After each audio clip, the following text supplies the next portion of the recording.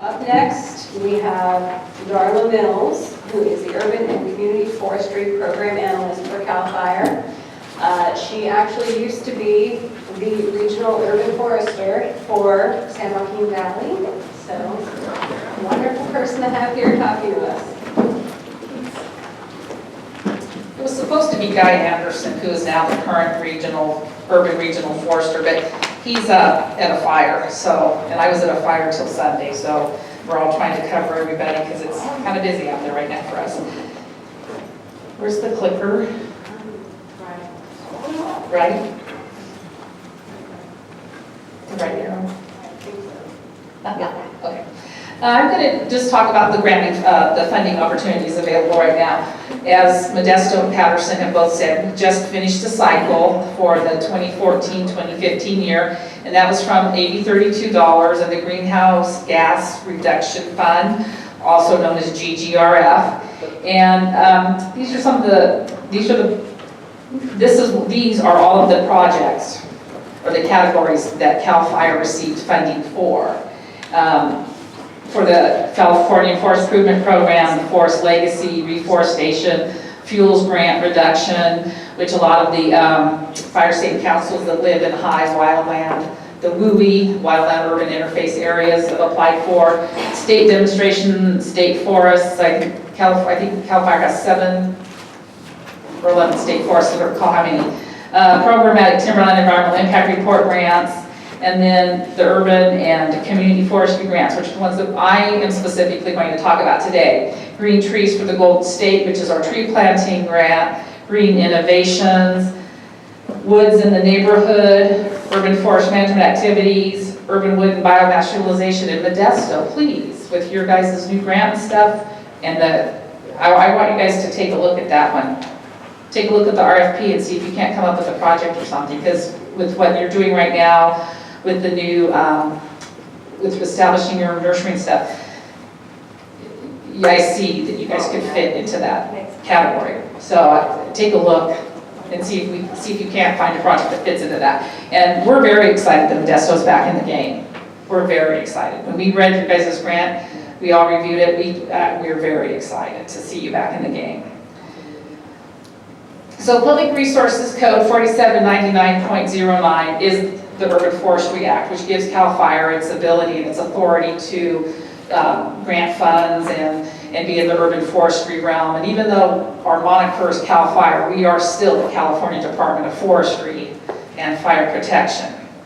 And so it's the cultivation, the definition, cultivation and management of trees and associated vegetation in urban areas for their present and potential contribution to the psychological, sociological, and economic well-being of the urban industry, urban society. And see, these words, those words, physiological, sociological, and economic well-being of an urban society, are all words that you heard today from Dr. Donovan and throughout all of the speakers. That's a big topic, that it's the theme that kind of resonates through all of it. The overview of the Urban and Community Forestry Program is established by the Urban Forestry Practice, Urban Forestry Act of '78. It's in the Public Resources Code 4799.06 through .12. It's approximately 3 to 4 pages long. It's worth a quick read if you're interested in, if you run an urban forestry program and you see some of our grants, it will tell you how and why we grant the way we do and what we can and cannot do. So, we actually, a couple of years ago, got 2 minor amendments added to that set. It hadn't been updated since '78, so minor they were, but they still made a big difference in how we can deal with some of the equipment that we have, such as wood miser mills and kilns and things like that. So we have technical assistance and advice. There are 6 regional urban foresters. John Melvin is currently the program manager. He's a forester too with us. I am one of the program analysts in urban forestry, and I also deal with the Project Learning Tree program, so education is also in my wheelhouse. Public and professional education we focus on. We encourage research and technical transfer of data. We funded the Center for Urban Forestry Research with Greg McPherson, some of his research numerous times. We do public events, Tree City USA, anything that looks like it is dealing with. We've been at, I was at the Invest from the Ground Up in Bakersfield with Dana and Nancy 18 months ago or whenever it was. It was fun. Had a good evening. We do, I don't know, you name it, we'll be there. Been to farmers markets, so any place where we think we have an audience, where we can get any kind of attention from the public, we're there. Yes, Nancy? I just want to insert, because CAL FIRE and forestry staff can come to city council and they can help you advocate for your program. So, and they are awesome and use them as a wonderful resource. If they listen to you. Well, I went to a city and they were talking about cutting out a $900,000 budget. I told them, well, that's one lawsuit if a tree fails and kills somebody and they still cut the entire budget. So, you know, if they'll listen, but yes, we can, and you know, they show up in uniform, and it's kind of imposing sometimes to have somebody talk to your city council in a uniform. We also are about fostering partnerships. We partner a lot with a lot of the nonprofits. We partner with CUF. We partner with California Relief. We find that we can get a lot more done by partnering with nonprofits and other cities and communities to do things. And then we connect people. We're all about networking. I like to hook people up for a common goal in urban forestry. And then we have grants to further the urban forestry efforts. Grant eligibility, assuming funds are made available to CAL FIRE. That would be one of the amendments that John made, huh? The projects must reduce greenhouse gas emissions and help meet the goals of AB 32. That's what all of this funding is for. Grant projects must be in an urban area or an urban cluster as defined by the U.S. Census Bureau. That's a pretty broad definition. So we can meet just about any community that needs, we can make just about any community fit or fund a project. Grant projects must be located, this was current year, this is the ones that we just granted, had to be located in a disadvantaged community as defined by Cal Enviroscreen 2.0. How that's going to go in the next cycle, we're not sure. We assume that there's going to be the same requirement, but we're hoping that with the number of projects that we got done this year, that maybe they being other county PA and other state agencies that actually are control agencies, because CAL FIRE is just a department under agencies. We're hoping that they will lessen that a little bit, and so that we don't have to be 100%, or maybe they'll lower the percentage, like you had to be in the top 25%, maybe they'll lower the percentage, or maybe they'll actually back out the amount of, maybe they'll say, okay, only 75% of your grants have to go to a disadvantaged community. We're hoping to see a little flexibility there next year. Eligible entities are cities, counties, districts, and 501c3s. No other nonprofit status is eligible. It has to be a 501c3. Unless others, and then it says, unless otherwise stated in the RFP. And what that means is there are a couple that are only open to cities, counties, and special districts, and that would be inventories and management plans, because they are the ones that have responsibility for inventories and for the trees. So a nonprofit wouldn't have any way to tie that document back to a city document. So individuals, companies, federal agencies are not available. We're anticipating that we're going to have the concept proposals out for the next cycle this year, mid-November. Sequester significant amounts of greenhouse gas over a 40-year period. Always require the best management practices. We inspect all projects during the life of the grant. We're at the point now where we're definitely at the end of the grant, and we're hoping to do pre and interim visits. So you must have multiple benefits to the community, strongly consider current drought in their project design, species selection, irrigation use, smart timers, those kinds of things. Must acknowledge both the funding source and the funding program, signage, publication, etc. So anything that you, if you're doing an innovative one and you're putting together a some of the handouts like Nancy, like Cook has put out, they have to acknowledge CAL FIRE, and the AB 32 must comply with all local county ordinances and all applicable state and federal laws and regulations.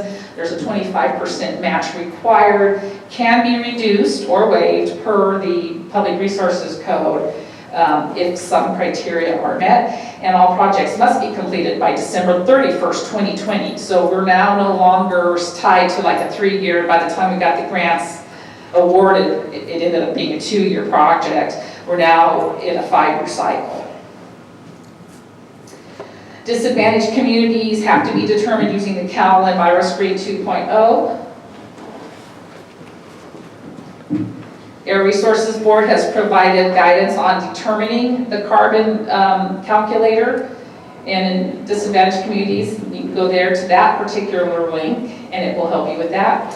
Cal EPA has solicited comments on 2.0 Cal EnviroScreen, and they will make a decision by the end of September as to, well, that was last year's. I don't know if they're on track again to make another decision by the end of September as to whether they're going to loosen up those guidelines on all having to go to disadvantaged communities or not. All of these are on the CAL FIRE Urban and Community Forestry Grant Funding page, which is actually at www.fire.ca.gov. Then you have to click on the resource management link, program link at the top, and then over on the right-hand side of the screen, you will see Urban and Community Forestry. Actually, it's Forestry Assistance, and underneath there, it's not really easy to get to anymore. So the types of grant projects that we're going to offer are Green Trees for the Golden State, which is a tree planting grant specifically. The Green Innovations, which is a project that does not fit into any of the other categories. And by the time I explain what the other categories are, you might have an idea of what the Green Innovations are.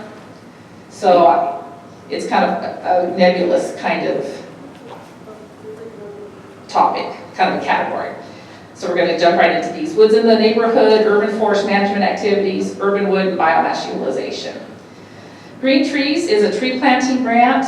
150,000 to 750 can be requested, and in all of them, a 25% match is required unless you meet certain criteria, and you'll see those in the requests for proposal. So I'm going to skip that last one because it gets redundant, and after about the 6th time I say it, you guys are going to go, oh, shut up. So it's for tree establishment care during the grant period. It's eligible. Site prep is eligible, so that means if you have sidewalk plantings, we can cut concrete with it. Let's see, greenhouse gas tracking their costs are eligible. Up to 10% can be for indirect costs, and that's the max. Up to 20% can be for education and outreach. And the reason we've put that in there is because we used to have an education category, but under the greenhouse gas, we couldn't quite figure out how to make that fly with the governor's office and the other agencies that are requiring the reporting, like the carbon sequestration and stuff like that. So we figured if we increased the budget up to 20% in each grant, then we could get educational components, because we feel an outreach, because that's still important, and that's what we need to make. You know, it's still the public that we need to inform about what's going on and educate them properly. Let's see. Successful projects may be eligible for 1 to 2 cycles of post-grant maintenance. That has to be determined up front and laid out in the proposal that you supply to us. That information will be in the request for proposal. The details are in the RFP. Preference will be given to the planting of trees to optimize the multiple benefits of urban forest. So that means right tree, right place, no, larger, broad canopy, larger leafed, as opposed to wanting to plant all crepe myrtle or all smaller trees. Not that crepe myrtles aren't great trees, it's just that, like Dana said earlier, the larger the leaf, the more benefits you're going to get. The larger the tree, the more benefits you're going to get, than opposed to planting small trees. All co-benefits must be qualified reported. Tree species must show a preference for trees that are large at maturity. More benefits including greenhouse gas. No palms. A palm is not a tree, actually, it's a grass, it's a monocot. So even though it looks beautiful into Patterson and the city of Chowchilla, because the city of Chowchilla has the exact same thing, They look great, they're aesthetic, we get it, but they're not really a tree. Trees must meet specifications for tree selection, which will be found in the procedural guide, and we will not fund any invasive species. We will also be available resources to help you determine if the species are invasive. And California Native Plant Society is one place to go that's a good resource to find out if it's determined or not, if it's invasive or not. Green innovations, green infrastructure projects, vegetated swales, green roofs, green walls, community gardens, those types of things, and anything else that doesn't fit into the other category. 200 to 100 to 1.5 million can be requested, again 25%. Plant establishment care during the grant period is eligible. Site prep is eligible. Greenhouse gas tracking costs are eligible. Up to 10 for indirect, 20 can be for education. These projects may also 1 to 2 cycles post-grant maintenance. It has to be laid out and requested at the beginning when you submit your proposal. All projects must have multiple benefits, must meet the green trees requirements, and all co-bins must be quantified and reported. Woods in the neighborhood helps. Everybody's got that one city lot, that blighted city lot that has a propensity to collect old tires, old refrigerators, old washing machines, right? This grant will fund a city or a county the ability to purchase that lot. CAL FIRE will not be the purchaser or the owner of that lot. The city or the county will be the owner. And then you actually have to kind of rehab that lot. There must be a willing seller. And see right here, CAL FIRE funds the purchase, it's not the purchaser. The parcel must be used for a purpose consistent with the Urban Forestry Act in perpetuity. Plant establishment is eligible, site prep is eligible, GHG reporting costs are eligible, 10% indirect, 20% education. If you're going to do a green infrastructure project along with purchasing, it has to meet the requirements of the Green Innovations RFP in the grant. So, as we call it, woods in the hood, but we found out that that's really not very politically correct, and so I make sure that I say it correctly all the time so I don't get in trouble. Urban forest management activities, it's actually writing a management plan, and what we've done with this one is we've included in this the ability of an inventory first and then a management plan activity. And the reason that we combined this just kind of like we did with the education is because we couldn't really justify and quantify to our control agencies that were giving us the money and approving that we have this money. We couldn't justify greenhouse gas benefits by just having an inventory. So we could make it with this. The people that wouldn't justify it were able to do it with this because they told them, well, if they know how to manage, then they can better assess what their greenhouse gas emissions are and this and that, and what they're saving. So we've included in this that you can actually do a management plan, tree or urban forest related policies and ordinances. So if you have a tree ordinance and a tree policy and they're really outdated, you can use this to update them, to help rewrite them. Inventories and urban forest management, and urban forest mapping and analysis like what Dana had showed with Clovis. You guys could, as a city or a county, you could apply for that. See, right here it tells you on this one, only cities, counties, and districts. And the districts are special districts. Flood control districts, water districts, park districts, schools, fair districts, because they're a special district. Anything that has, that isn't a special district, anything that's a special district could. So we have a question? I was going to mention community organizations, that are private entities. As far as cleaning up their neighborhoods, they work in contact with the city. Are they a special district? No, they're just community groups that are interested in their trees and in their communities and improving. I would suggest if they do that, there has to be somebody that can be a financial,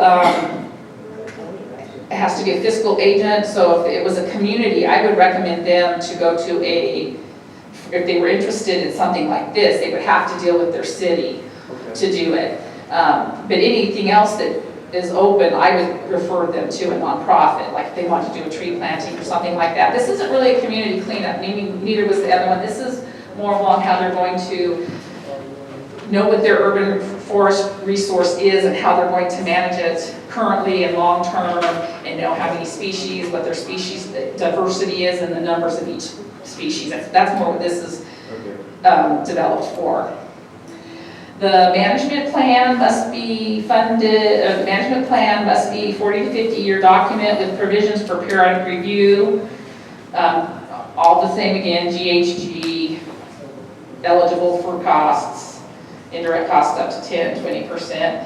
The inventories must follow minimum data collection attributes in the procedural guide. So there's a list in there, we want XY coordinates and other things. Studies and research projects alone are not eligible. Urban wood and biomass utilization. This is the development and implementation of an urban wood or urban biomass utilization project or program. So if you have something that will like maybe take your biomass, your tree biomass, and convert it into park benches, bus benches, park tables, those types of things. That's what we're looking for. Those would be funded. And then of course, don't let those, let your imagination run wild with you. So if you're looking at starting a biomass utilization project, maybe the purchase of a wood miser mill, maybe a kiln, those types of things. Anything that's going to help with reutilization of biomass.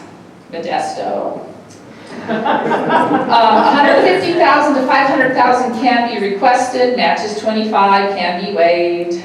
All of these wood must be utilized. The wood to be utilized must come from an urban area. You may not remove trees solely for the purpose to utilize this category. This must be determined by an ISA certified arborist, ASCA registered consulting, CUF certified urban forester, or other qualified professional as determined by CAL FIRE. Projects must show that the trees removed will be replaced with a tree of similar or increased long-term benefit within the grant period. Such trees must meet the green trees for the Golden State grant criteria, and projects must show how they will continue to operate after the grant period. So it's not just about, okay, well here's 5 years worth of funding. We're looking long-term here. We want to see long-term stuff. Here's some urban forestry websites, a whole slew of them. And there's a copy of the presentation, so they're there. I know that on these little slides it's really small, but break out that magnifying glass. And here's the itreetools.org. There's that one that Dana mentioned earlier. And then UFI's on there, and here's a management plan toolkit that was done with a grant through CUF and CAL FIRE. More urban forestry websites, a lot out there. My information, and then Guy, he's actually your regional urban forester for the San Joaquin Valley, for the central San Joaquin Valley. And he's in Fresno, and this is his area. Stanislaus County is his area, 559-243-4109. And then that's my number if you can't get a hold of me. And then, any questions? I got one. I am under the impression that the inventory and management plan funding also requires tree planting included. Is that right? Gosh, I'm going to test my thing. It's been a while. I've slept since then. Yes, it does. Okay. So there's something in that whole. There's something. Oh, and there's one thing too that I didn't mention. They were talking earlier about it. 17 million is what CAL FIRE got for the 2014-15 year. So for the 2015-16 cycle, we received our 17 million, but there's an additional 20 million out there. But we've been told we're on hold with it at this point, and I'm not sure who and or why that's occurring, that we're on hold with it. We've not been able to release it, but we believe that we're going to get the okay to use it, and we are thinking currently on how we best want to use it. We're trying to, I don't know how much I can say.